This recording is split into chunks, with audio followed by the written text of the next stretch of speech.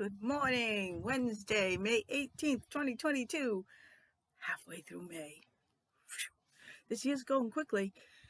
A lot of stuff going on. I'm sitting down here to catch my breath. What time is it? It's 8:30. I'm getting ready to give the dog a bath. The little one. He's constantly digging holes in the darkest, deepest colored mud you've ever seen. And it's all over his face and his feet.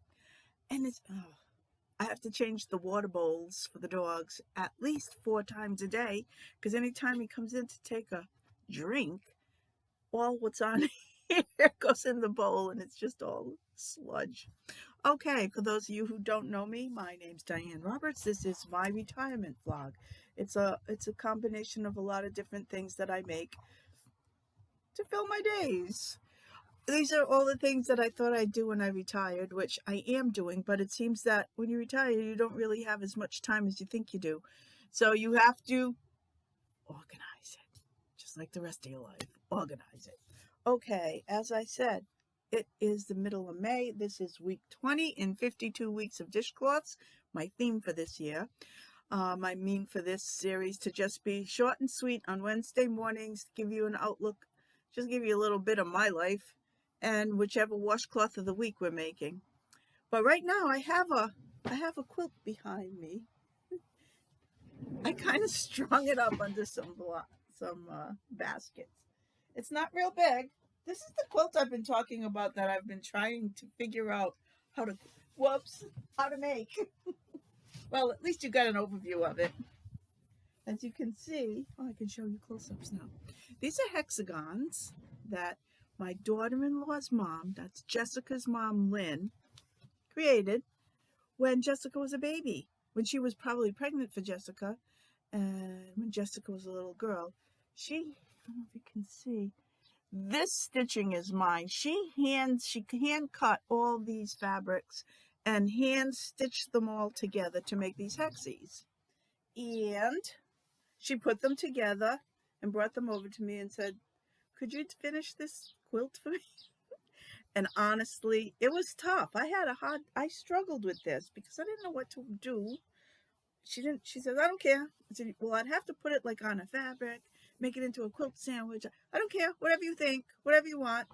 And you know, that's harder than someone saying, "I want a blue quilt with a white binding, with such and such a kind of batting, and a backing that has polka dots, and bind it any color you want." I can do that so much more easily than how do you put hexies on a quilt? Plus, it's not exactly an even pattern, but it's very colorful, and I think it turned out so far okay. You can see it's still just, that's the quilt top. What I ended up doing was these were all stitched together. So I put these on some cotton batting and stitched them to the batting. I put the batting down, put these down, cut out the batting, and then stitched it to some white on white design. I don't have any lights on in here. I should probably, but you can see there's it's like a white on white tone. So next, after I squared it off, well, it's not exactly square. It's probably 58 inches by 59 inches, trying to make it even on the sides. So then I put this is 2.5 inch border, and now I am going to put the same backing. I'm out to lunch, or I haven't decided on what to do for the binding, but next I have to quilt it. So that's been taking up a lot of my time, basically because I didn't know what I should do. One thing I did do, I got this made ahead. I made the label for the quilt. Cool, huh? With the years, so that she'll remember. So that's the label. Oh, it's not going to be this big, of course. I'm going to cut it out. I don't know what shape. Maybe I'll get creative and cut it into a hexagon. Either put it on the corner of one of the fronts, because the corners are a little big, or I'm just put it on the back. Well, that has been one project that has been stumping me. And when I'm stumped or have that barrier where I can't produce, those barriers that get in our way, it was just a basic, and I wouldn't do anything. So now that is done, I'm very happy that that top is going. We had a sit and sew Sunday with the quilting folks over in Cumberland this last Sunday, and that's when I finally got it all placed onto that fabric and I put the borders on. And it took me a couple of days to get into making that quilt label, only because when you don't use things that are computer based, I can get foggy on it. I know that there's something I have to do, but I can't identify it. And I used my new, which isn't so new anymore. In August, it'll make 1 year that I purchased my Bernina. I embroidered that on my new Bernina, but I didn't get that embroidery module until Christmas. So let's say more like 5 months, and I've kind of dabbled with it. So it's learning that machine, and then my computer kind of blew up on me and I had to restore everything back to factory defaults. And then I had to bring all my stuff back. And that would mean I have some software called, one of them is a paste setter product called Simply Applique. And another one is Embrilliance. And those, they're not expensive software, but they have to be reinstalled. And then I ran into problems because you could only install it twice on a computer. And then after that, the number of times wears off. And I said, gee, I should get credit for my last one because it's not my fault that I'm installing it again. It's that my computer died on me. So I called the company that was listed in the catalog. And sure enough, I told the lady my sob story about how I had to, go back to factory resets. And so she said, well, what's the product key? And I still had all my stuff. Knock on wood that I save all my software stuff just in case something like this. And she set me back 2. So she says, well, you got 2 more times now. So that was very nice of her. But I mean, all those kind of things take time. And then I didn't like any of the fonts I had, so I bought a new font from Designs by Juju. I also bought that, the spool of thread and that design. I bought that from Designs by Juju. And so you buy those. They're not expensive. They're a couple of bucks. Download them. Figure out the size. Blah, yada, yada. I'm going on too much about this. I'm trying to keep these short. But anyway, that's been taking up an awful lot of time. I don't know what else has been going on. Oh, my daughter had surgery on her ear Monday. She had to have her eardrum rebuilt. I don't know if that's what you call it. And I think they took out her, I know some, if not all of her mastoid bone, if that's what it is, or I don't know. But she had some, a rough outpatient surgery on Monday. So I was in charge of Hunter because she went in at 9. It was at Rhode Island Hospital, and she was the last person done. She had to stay all day. And then she said, I wasn't even awake and they were kicking me out of the hospital, which is awful. But I mean, I know Rhode Island, sometimes you put up with a lot of stuff like that, but it's always a good outcome because they're pretty good over there. But anyway, she had a very good doctor, but then nobody gave her the right instructions, or she was half asleep and didn't know, and she was allergic to one of the things that was prescribed. Had she been a little more awake, she'd have been able to tell them that. So, but it was tough. So what I've been on, dropping Hunter off at school, and today I have to pick him up too because he's got early dismissal on Wednesday. So you know how that is. You start something, then you go bring the kid to school, then you come back, then you got to keep an eye on the time because lately can be quite forgetful. I think I told about that. I totally forgot a hair appointment one time. And I don't know if I take my pills or not. So I am dependent on those Monday, Tuesday, Wednesday, Thursday, Friday, Saturday, Sunday boxes that keeps all my pills in there. I had to go for a bone density test yesterday.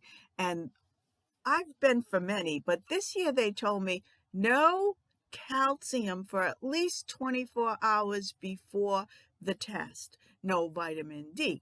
No Rolaids, no Tums. And I'm thinking, I go, how about omeprazole? Because I take omeprazole. And she said, if it's a prescription, you can take it. but I just didn't take it just to be on the safe side. So I didn't take that. So what I did, those little boxes came in handy because I thought I had a brilliant idea of taking all my daily like vitamin D and all that stuff out of those boxes so that I didn't even have to think about did I take it or not. When she asked me, when was the last time you had calcium? Sunday. Oh, you didn't have any yesterday or today? No. And then I told her about my box trick, and she liked that. So that's a little memory saver. Starting to look a bit suntan from being outside with the dog all the time, trying to house train. So let's get on with what I'm here to talk about is the washcloth of the week. And I was excited last week when I saw this, and so I decided this was the one for this week, but it's a little set. Look at this. I just love this. It's a hanging towel, a washcloth. I mean, it could be a dishcloth, but I like this set. And a soap, what do they call it? Sachet, a soap sachet. And I just think it's great. So, it's a free download from Knit Picks. It's actually a little booklet. Faith Schmidt is the person who designed it, and she's on Ravelry. This is on Ravelry. I don't know if it's free on Ravelry, but this is free. I'll leave the link in the description box below. It's a Knit Picks link. They got a little introduction about the product and about the designer, Faith Schmidt. And excellent directions, a very nice lace pattern, easy to memorize because you just do the full lace on the bottom and top, and you do the edge lace, and they're the same. It's just, it stops after one repeat here and one repeat here on the end. So what I have, it's not blocked. I've been kind of running around. Let me make it look a little better. I did it in white. It'll look nicer, of course, when it's blocked. Should have at least put it on something. Make it. It's not going to show up. No, that's not going to show up. Well, anyway, here's the lace. It's really kind of nice. It's just, yes, it's knit and purl, but it's just such a short row. I don't mind purling, so. There's the washcloth. Now, I didn't finish the whole set. My husband's going in for a biopsy tomorrow, and I have to bring him, and so that, because he won't be, they're putting him under, so he won't be able to drive home. So I wanted to save something small to take with me, but I wanted to be able to show you what it looks like. Here's the soap sachet. It's beginning. Here's, you start in your contrasting color, which I've used this green. It's a variegated, springy looking green. It's the Coats and Clock sugar and cream. There's the lace. You only do, so you do, what is it? 1, 2, 3, 4, 5, 6, 8 rows in the round, stockinette. Then this is all in the round, so you do no purling. You just do, you do a row of lace, a row of knit, a row of lace, a row of knit. There are 4 rows, and repeat till it's 5.5 inches long. Then you put the green color on the end, and you knit an I-cord and weave it through that top row of lace to make a tie. To tell you the truth, I've never used a soap sachet, so I don't know if you put that in there just to keep your soap in it. I don't know if you wash with it, your body. You could. I don't know. I have to look up soap sachets. And then your contrasting color is the main color of the towel, and it's a hanging towel.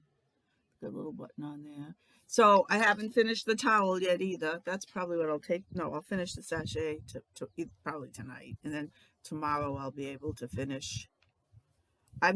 This is just back and forth with knits and purls, but I'm doing it on circular needles. I got the window open. It's beautiful out, so I got so everything keeps blowing at me. but it's very pretty. It's very pretty. I think it's going to make a nice set. So, of course, I'll show you the finished set next week when I come back with whatever next week's project is. Hope you like this one and get this download because I love the hanging towel. People used to crochet hanging towels, and like they would take, well, they still do. You cut a cotton dishcloth in half, poke your hook through with crocheting, and then do maybe a couple of granny square rows along the top with a little, so, and a little flap like that. You could just crochet this part. You could do that too if you wanted to, like, pick up stitches in the top of a dishcloth if you rather have the towel look instead of this. But I'm going to try this because the fact that it's cotton, it's very absorbent. It'll be nice as a towel, I think. Anyway, that's this week's project. Thank you all for tuning in. Thank you for thank you to my newest subscribers. I appreciate it. And I hope you have a wonderful spring week. Looks like it's going to be nice. All right, take care. Now it's time for me to go bathe the dirty dog. Bye-bye now.